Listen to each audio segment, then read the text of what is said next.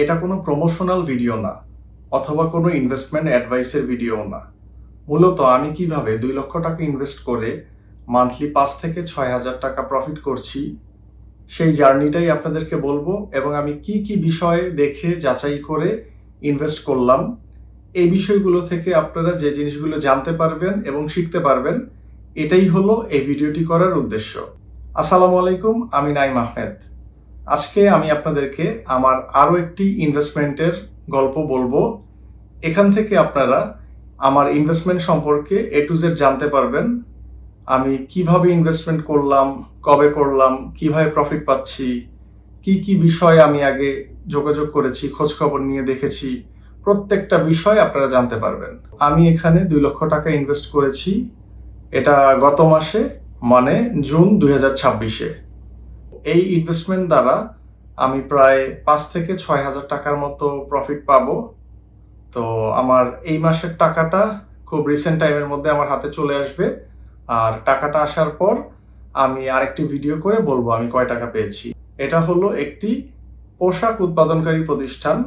আর আপনারা জানেন বাংলাদেশে বর্তমানে আরও বেশ কিছু কোম্পানি আছে যারা পোশাক নিয়ে কাজ করে এবং ইনভেস্টমেন্ট গ্রহণ করছে।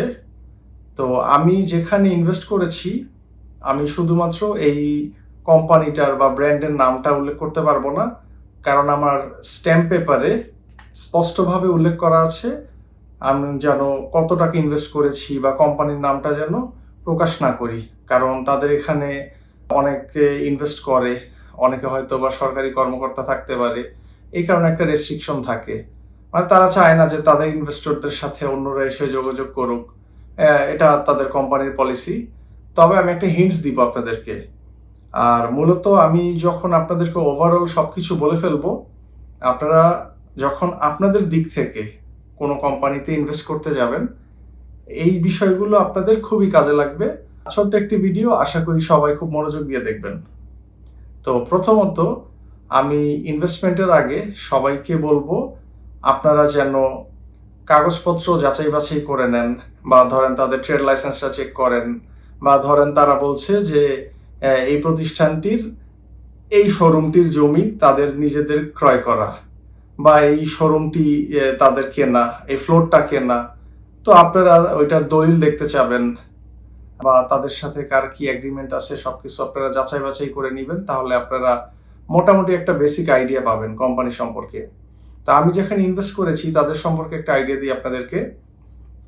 কেন আমি তাদের কাছে ইনভেস্ট করলাম, এটাকে আপনার বুঝতে হবে। বিষয়টা হলো, যেখানে অন্যরা অনেকেই শুধুমাত্র পোশাক উৎপাদনকারী প্রতিষ্ঠান, সেখানে আমি যেখানে ইনভেস্ট করেছি এরা শুধুমাত্র পোশাক উৎপাদন করে না, এর সাথে তাদের আরো কিছু বিজনেস আছে। তা আমি উদাহরণ দিয়ে কিছু নাম বলি যেন পুরোপুরি এক্সাক্ট তারা যেটা সেটা না হয়। ধরেন তাদের পোশাক উৎপাদনের পাশাপাশি তাদের আইটি বিজনেস আছে, তারপর তাদের বাসের বিজনেস আছে, তারপর তাদের ইলেকট্রনিক্স প্রোডাক্ট আছে, তারপর তাদের ধরেন রিসোর্ট আছে। এই টাইপের তাদের অনেক ধরনের বিজনেস আছে। এখন বিষয় হলো, যে কোনো বিজনেস ইনভেস্ট করার আগে আপনার আগে একটা জিনিস বুঝতে হবে। ধরেন আমি একটা গার্মেন্টসে ইনভেস্ট করলাম, এখন ধরেন দেশের বিদ্যুৎ সংকটের জন্য গার্মেন্টসের প্রোডাকশন ব্যাহত হলো, তো স্বাভাবিক তারা ক্ষতিগ্রস্ত হবে। তো ক্ষতিগ্রস্ত হলে আমার প্রফিটের টাকা তারা কিভাবে দিবে আমাকে? তো এই জন্য আমি দেখলাম যে তাদের অনেকগুলো বিজনেস আছে, আর তাদের কথা একটাই, আপনি ইনভেস্টমেন্ট ১,০০,০০০ টাকা করেন আর ১,০০,০০,০০০ টাকা করেন, টোটাল বিজনেসের প্রফিট থেকে আপনার সাথে প্রফিট শেয়ার করা হবে। মানে আল্লাহ না করুক, ধরেন কোনো একটি বিজনেসের যদি প্রবলেম হয়, তাতে যেন এমন না হয় যে সবাই বঞ্চিত হলো ওইটার প্রফিট থেকে, ইভেন তাদের লসও শেয়ার করতে হলো। তো এই চান্সটা তুলনামূলক কম, কারণ যেহেতু তাদের বেশ কিছু বিজনেস আছে আর তারা টোটাল রেজাল্টটাই দেখে এবং সেটার উপর বেস করে আমাদের সাথে প্রফিট শেয়ার করে। তো এই জিনিসটা আমার কাছে খুব ভালো লেগেছে। আর আমি আশা করব আপনারা যখন কোনো প্রতিষ্ঠান ইনভেস্ট করবেন, আপনারাও জানতে চাবেন যে তাদের আরও কি ধরনের বিজনেস আছে। পয়েন্ট 2 হলো, আপনারা একটা জিনিস অবশ্যই খেয়াল রাখবেন যে তারা অনেকে বলে যে এই যে আমাদের এখানে একটা শোরুম দেখতে পাচ্ছেন, আর ঢাকার বাইরে সাপোজ ধরেন কেউ বললো যে গাজীপুরের অমুক জায়গায় আমাদের একটা জমি আছে, তো ওইখানে আমাদের বিশাল একটা ওয়্যার হাউস হচ্ছে বা এই হচ্ছে সেই হচ্ছে। তো আমরা জেনারেলি কি করি, অফিস দেখে ভাবি যে না অফিস যেহেতু এত বড় এত সুন্দর, তাহলে মনে হয় এটা আছে, এটা ছবি টবি দেখাবে। আপনারা সরজমিনে ওইখানে যাবেন, ওইখানে গিয়ে আপনারা দেখবেন যে মানে আসলেই কি তাদের কাছে ওইখানে জমি আছে, বা তারা বলতেছে যে ওইখানে তারা কাজ শুরু করেছে। আপনি গেলে না বুঝতে পারবেন এটা কি একটা ফাঁকা মাঠ, নাকি এখানে কোনো একটা কনস্ট্রাকশনের একটা কাজ শুরু হচ্ছে। আপনি একটা আইডিয়া পাবেন। আর একটা জিনিস, কোনোদিনও এই ভুলে পা দিবেন না যে কারো অফিসের চাকচিক্য দেখে আপনারা ভাবলেন এই কোম্পানির অবস্থা অনেক ভালো। আপনারা একটা জিনিস মনে রাখবেন, একটা ১,১২০০-১৪০০ স্কোয়ার ফিটের অফিসকে সাজাতে সর্বোচ্চ ১০ লক্ষ টাকা খরচ হয়। আর যারা অরিজিনাল স্ক্যামার তাদের কাছে এই ১০ লক্ষ টাকা কোনো বিষয়ই না। আপনারা মূলত চেক করবেন তাদের অফিসে যারা জব করে তাদের সংখ্যা কত। মানে যদি দেখেন একটা অফিসে ১০ জন, ১৫ জন, ২০ জন কাজ করছে, ওয়্যার হাউসে অনেকে অনেক দায়িত্বে আছে, তাদের সাথে যদি কথা বলতে পারেন যে তারা কতদিন যাবত জব করছে, তাহলে আপনারা মোটামুটি কিছুটা আইডিয়া পাবেন।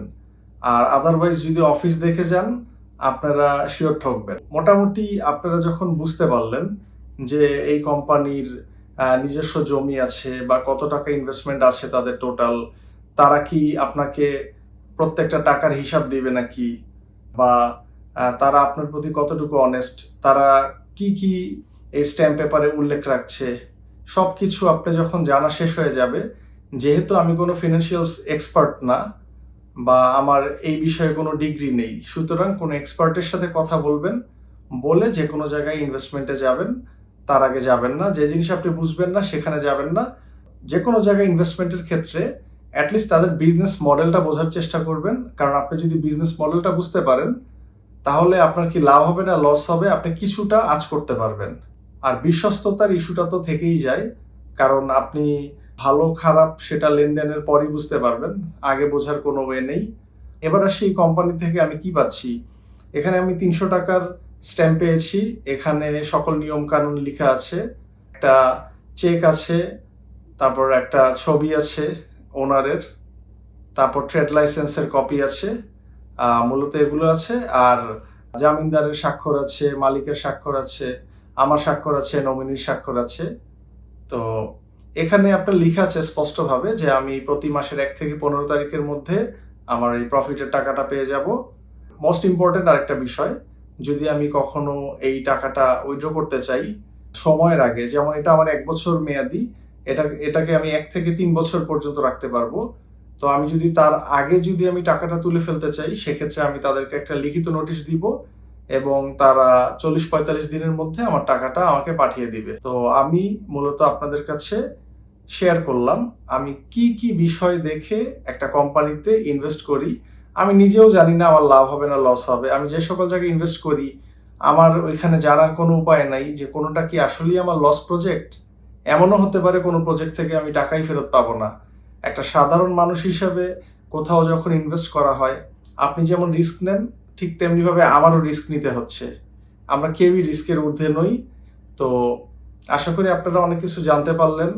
আর সামনে আমার আরো অনেক কিছু শেখার বাকি আছে। আমি যা শিখবো, জানতে পারবো, বা আমার যদি কোনো ভুল হয়, সেই ভুলগুলো আপনাদের সাথে শেয়ার করব, যেন আপনাদের সেই ভুলগুলো না হয়। আর আমার ভুলগুলো থেকে আপনারা যেন শিক্ষা গ্রহণ করতে পারেন। সবাই ভালো থাকবেন। আর আপনারা যদি এই ধরনের আরো ইনভেস্টমেন্টের ভিডিও চান এবং সেভিংসের ভিডিও চান, তাহলে কমেন্ট করে জানাবেন। আমার চ্যানেলটিকে সাবস্ক্রাইব করবেন এবং লাইক, কমেন্ট, শেয়ার করতে ভুলবেন না। আসসালামু আলাইকুম।